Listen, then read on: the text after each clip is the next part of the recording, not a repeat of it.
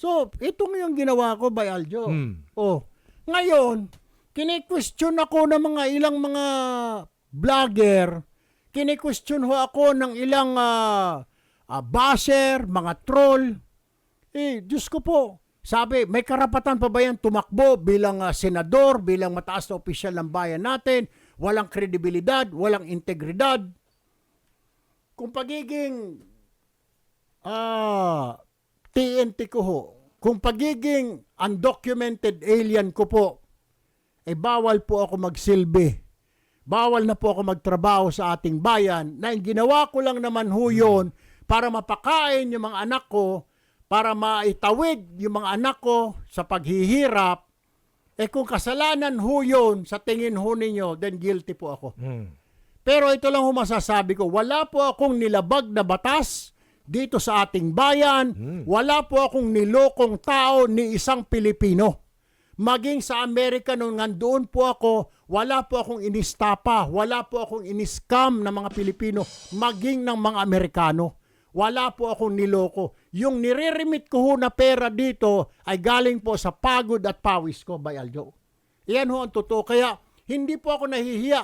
Bakit mo tinago for 20 years? Hindi po ipinangangalandakan ng mga mga undocumented alien, ng mga TNT. Pero hindi ko rin ikinahihiya by Aljo na once upon a time nag-TNT ako.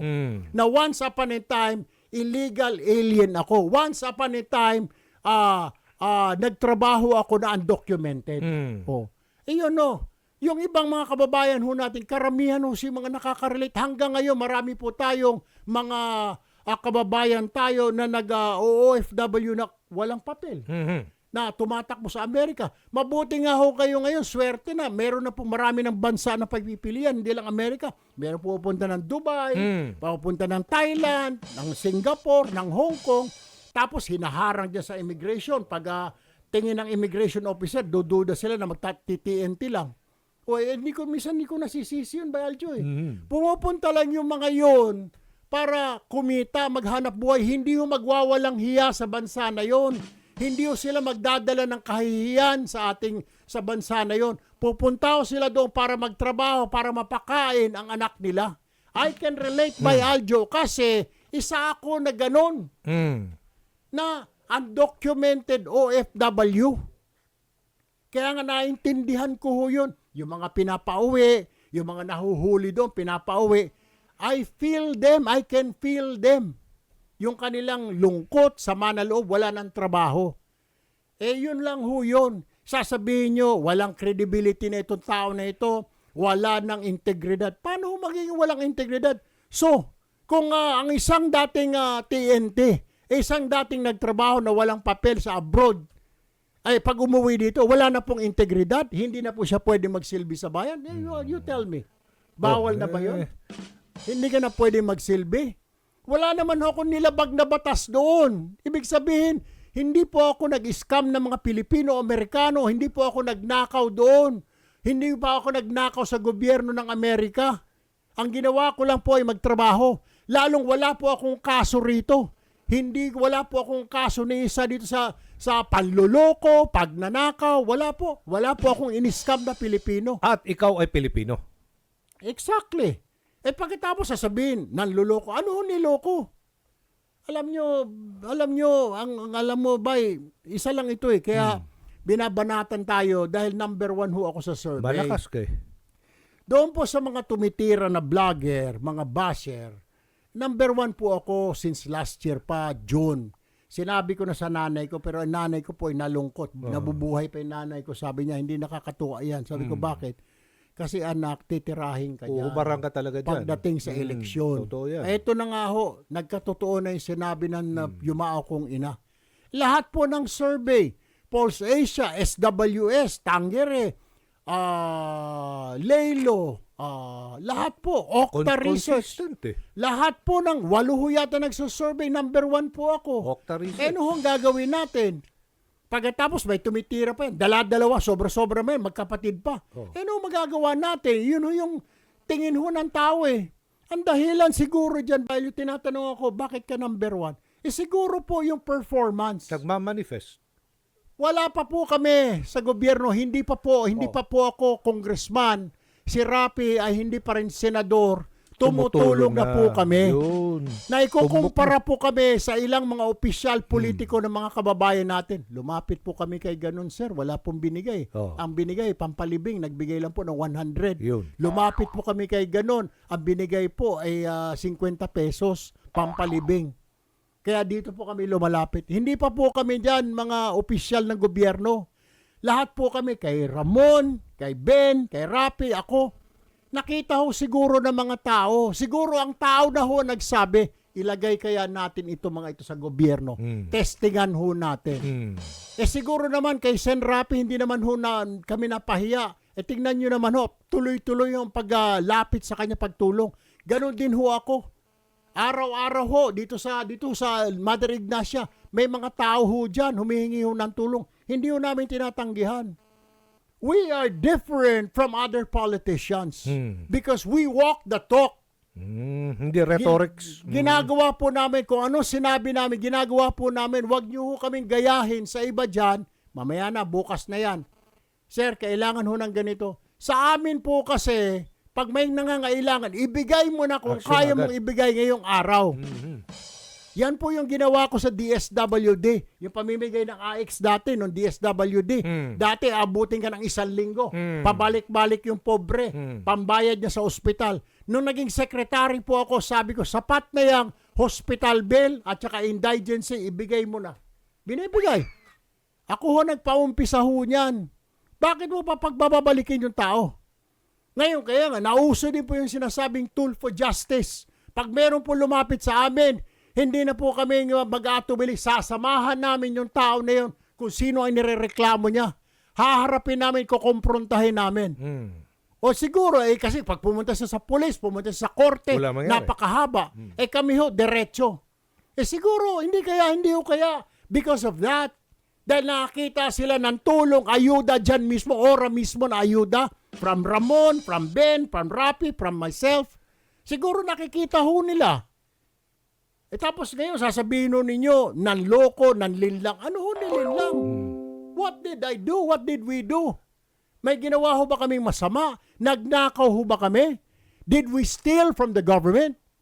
Did we cheat? Did we scam? Inistapa ba namin yung mga kababayan ho natin? Hindi po. The money that you're seeing na binibigay ko po dito galing po sa akin. Ito po yung mga napag-ipunan ko sa Amerika. Ininvest ko po sa negosyo nung dumating po ako noong 1996. Income po ito. I have a business. Ayan po yan. Yung iba po na pinamimigay ho namin, itong hawak-hawak ko po ito. Galing po ito sa mga sponsor. Hindi ko po binubulsa. Dahil ang turo po sa magulang namin, yung ibibigay mo na yan, ibabalik ng Diyos 10 times more. Kaya ito ho, mga bayad ng sponsor, ibinibigay ko ho sa taong bayan. Now, what's wrong with that? Sasabihin nyo, manluloko, manlilinlang, mga sinungaling. Ano ang kasinungalingan ho doon? Di ho ba? Yung ilan nga ho dyan, ilang vlogger ho dyan. Salita ng salita, tira ng tira sa gobyerno, lalo na po yung isa dyan sa Amerika na babae. Nakapangasawa siguro ng mayaman na AFAM. Napakaswerte mo, Ineng. Bira ng bira eh. Napakaswerte mo, mamahalin pa yung mga antipara mo. Diyos ko po. Dapat magpasalamat ka na sa Panginoon Diyos na mayaman ang AFAM mo. Hindi ka kailangang magbanat ng buto. Daldal ka ng daldal, comment ka ng comment, mga pulboronic, mga ahas na puti. Why don't you come home? Tama. Why don't you come home and Mag-suggest. help this country? Tama. Kung talagang Tumulong may ka na. malasakit ka sa bayan mo, umuwi ka rito, ibenta mo or i-donate mo yung kayamanan mo na galing sa AFAM mo na Amerikano, ibigay mo sa mga mahihirap dito. Kasi nagko-complain ka eh. Diba? Bakit hindi ka umuwi dito? And then you do the fight, you do the battle. Ay, hindi niya magawa yan. Takot yan sa Pilipinas pag gumawa ng kung ano-anong Kasi comment siya ng kataratabi comment. Or natin ma'am, sa Amerika siya baka po pwede ma'am sa 2020, ikaw kaya tumakbo ng pagkapangulo. Ikaw na lang kaya. You run as President po of the Republic. Okay, speaker. Or yung isa yung or connect. Gusto niyo ho tumakbo kay senador or congressman. Kayo ho mag-speaker. Yung isa naman ho dyan na dating TV personality sa Davao na may kasong istapa. Oh. Sir, kung gusto mong makatulong, tumigil ka na lang ho. Imbis na mag-criticize ka, Dapat constructive criticism. And you know that. Pag nagbumanat ka, dapat meron kang Ebidensya. opinion or idea na ito ang dapat gawin. Hindi yung tira ng tira. Kasi alam niyo ho ba yan, itong mga vlogger na ito, vlogger din ho ako. The more na marami kang, lalo na itong mga kulukoy na ito, na fake news, pinabasa po ng mga tao yung fake news. Mas gusto ng mga tao yung mga chismis. Tumataas po yung kanilang viewership. At pag mataas ang viewership mo ba ay Monetize yan. monetize, maraming pera. Ito po yung sa Amerika na babae na nakasalamin na malaki na parang teleskopyo. Ewan ko ba kung Ay, daang libong dolyar po ang kinikita niya. Ganun ba? Sus, porbida. Tingnan mo yung follower niya sa Miss M. Facebook. O yung isa naman na nakalaya sa kulungan dahil sa estapa, yung TV personality, kumikita rin siguro na malaki, dahil maraming views pero kahit na fake news. O meron pa dyan yung abogado, tira ng tira, tinitira yung kuya ko, pati ako tinitira. Attorney, bakit hindi mo nalang tulungan yung biyenan mo dyan sa Cordillera? Mag-open ka kaya ng opisina mo na pro bono, na libre. Dahil marami po tayong mga kababayan dito sa labas sa opisina ko, humihingi ng tulong, ng legal advice, wala pumapuntahan. Bakit hindi po, yung iba galing pa po sa Cordillera, bakit hindi po ninyo tulungan? Kasi hindi na rin po kaya ng PAO natin, ng Public Attorney Office, na tulungan sa dami po niyan. Bakit di po kayo mag-volunteer? Kaysa daldal kayo ng daldal dyan, hindi na kayo nakatulong. What I am telling, ladies and gentlemen, telling these people, kayo ho na nakikinig, nasa sa inyo po yung pagpasya. Hindi ko po ipaubaya sa ilang vlogger, hindi ko po ipaubaya sa mga bayarang basher, mga troll, ang desisyon kung kailangan ba magsilbi na isang senador na galing po sa pagtitiente. Yan. Na galing po na dati po undocumented alien na illegal ika nga OFW. Pero ipaubaya ko po ito sa sambayanan. Because ang sambayanan po at the end of the day will decide sa Mayo, sa darating po na Mayo. Ngayon, kung sasabihin ng COMELEC, Erwin, ayaw namin, then so be it. Ngayon, pagdating sa May 12, hindi na po ba tayo makapag-antay? Ilang buwan na lamang, January, February, March, April, May, 4 na buwan na lang po. Kung ayaw nyo sa mga tulpo, di wag hunin nyo iboto si Erwin Tulfo, wag ninyo iboto si Ben Tulfo. Iboto nyo huyang dyan yung mga magagaling dyan. Yung mga veterano na dyan. Yung mga galing sa Congress ngayon, magsisenador. Yung mga matatanda na dyan. Oh, banat ng banat, wala nang ginawa kundi tumira. Pero pagkatapos pa ng eleksyon, do you hear them? Hindi. Oh, nakakatulong ba? Wag na ho tayo maglokohan. Niloloko lang ho ninyo ang taong bayan. Magaling lang kayo pag mag-i-eleksyon. Labas ng pera, tulong dito, tulong doon. Tragis. Pardon my French, bye. Okay lang yan. Pero, yun ho, nakakasama na loob eh. Samantala ho kami, trabaho ng trabaho, at marami din naman dyan mga mambabatas. Matapos ang eleksyon, tulong ng tulong. Hindi lang ho napapublicize. Pero yung ilan dyan, banat ng banat, anak ng baka. Tapos ito mga vlogger na ito, bakit hindi ninyo banatan yung ilan dyan na mga corrupt talaga na hindi nila alam kung saan nila dinala yung budget nila? Bakit hindi po yun ang tanongin ho ninyo? Yeah. Bakit ho ako? Sasabihin nyo ngayon, walang kredibilidad? Marami ho dyan na walang kredibilidad. Ako sinabi mo. Pag sinabi nyo walang kredibilidad, wala na ho. Wag na ho tayo magboto ng senador, wag na tayo magboto ng congressman, wag na ho tayo magboto. Dahil kung kredibilidad man lang, marami nga ako lang dyan na tumatakbo, may kasong kriminal. Saus. Oh, Ang dami. sus Mariose. Nagdakaw talaga na pera eh. Para matapos na ho ang lahat na ito, wala ho akong ginawang masama. Nagtungo po ako sa Amerika para pakainin ang anak ko, pag-aralin. That's what I did. That's the only mistake that I did. Nag-TNT po ako. That's true. Lahat po ng diskarte ginawa ko na ho, bayan. Lahat naman siguro ng ama will do the same thing to feed his family, to feed his children, to give better education to his family or children. Lahat po siguro na ama. Hindi lang po ako. Kahit po yung mga mayayaman dyan na nagrereklamo yung mga bata, walang quality time. Because yung ama ninyo, yung mga nagrereklamong bata dyan, working hard para mabigyan kayo ng magandang future. Ngayon, Ngayon po, doon sa mga kababayan ho natin, yung mga mahihirap, yung mga rider, tricycle driver, jeepney driver, CQ, janitor, saludo po ako sa inyo. Why? Kasi po kayo ang lumalaban sa hamon ng buhay araw-araw. And I salute you. Once upon a time, I was like that. Katulad niyo po ako dati noon. Ang problema lang, noong pangapanahon ho na yun, kahit anong laban mo sa buhay, walang patutunguhan. Because you do not have the chance, because you do not have the opportunity.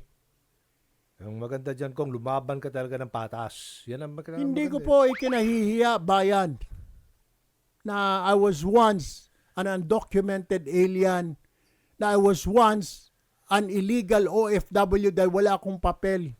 Hindi ko po kinahihiyain, pero hindi ko po pinangangalandakan. Why? Hindi ko po kinahihiya because yung pinakain ko po sa mga anak ko, hindi ko po ninakaw, hindi ko po in-scam, hindi ko po, wala po akong kaso sa Amerika, wala po nagkaso sa akin. Dito, wala rin po akong kaso. Mga kababayan natin, hindi ko rin po niloko. As a matter of fact, tinutulungan ko pa po. And why is that na ngayon? Walang kredibilidad, walang karapatan magsilbi. Why? Isa lang po akong Pilipino. I'm an ordinary guy.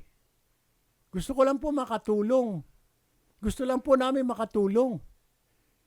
Gusto ko po, kailangan po kapit sa patalim. I have to survive. I have to take care of my two kids and my girlfriend, my wife before.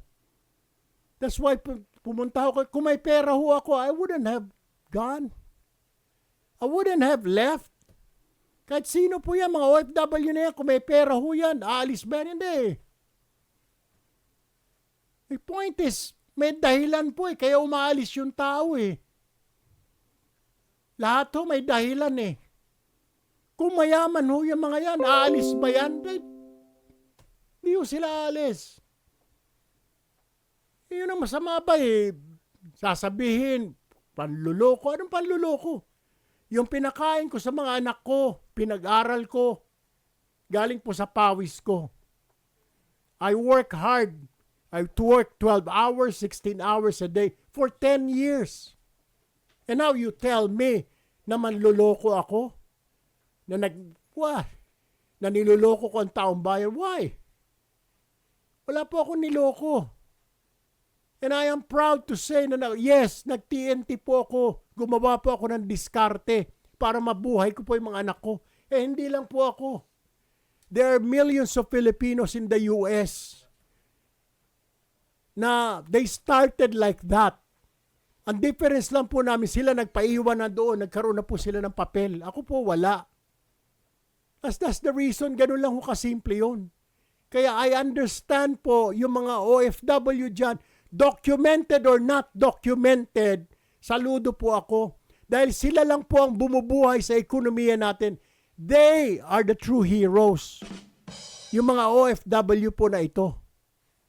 Kaya nga po kailangan pasalamatan po natin. Kaya po nakalutang pa yung ekonomiya natin. Pauwiin mo lahat yan. Hindi na magre-remit yan. Wala ho tayong pera.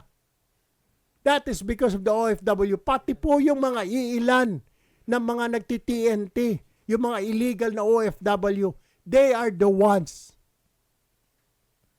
Yan lang ho masasabi ko. And I leave that sa mga botante. Kung gusto po ninyo ng isang Erwin Tulfo na dating TNT, na dating undocumented OFW sa Senado, nasa kamay po ninyo. Kung ayaw naman ho ninyo, nasa inyo rin. Kung ayaw po ninyo 2 tulpo, 3 tulpo sa Senado, we will leave that to you. The voting public, kayo po yun. But we will never ever leave it to the decision of the few bloggers and paid bashers at mga troll. Dahil hindi po sila ang mga tunay na botante. Yung isa dyan, daldal ng daldal, makakaboto ka ba? Ang sarap ng buhay mo dyan sa Amerika. Yan lang ho masasabi ko, ladies and gentlemen. Baby, yan ho yung totoo From the very start, di po kami mayaman. Mahirap po kami. Nakatikim na lamang ho kami ng gandang buhay. Ito po, dekada 90, sinuwerte. At yan po isang dahilan kung bakit taon-taon nagnanasareno ako. Because I thank God. It's not the government who was able to help me. It was God. It was the Nazareno who helped me. Kaya maswerte po ako. E yan po ang totoo. Yan po ang totoo. It was the Nazareno who helped me. Tanungin mo po yan. Nagpapasalamat lahat yan, mga milyon-milyon. Isa po ako doon every year. Kaya do not accuse me na manloloko, panloloko, sinungaling. Wala po akong niloko. Hindi po ako nagsinungaling. I never lied to my children. I never lied sa kapwa ko. Wala po akong kinuhang pera na in-scam. Hindi ko po niloko ang gobyerno natin or ang gobyerno, yung mga Amerikano, mga kababayan natin. Never. Ang ginawa ko lamang po ay nag-TNT. Anyway, maraming salamat po for listening to my story, and that is the side of my story. Maraming salamat po at magandang umaga sa inyo.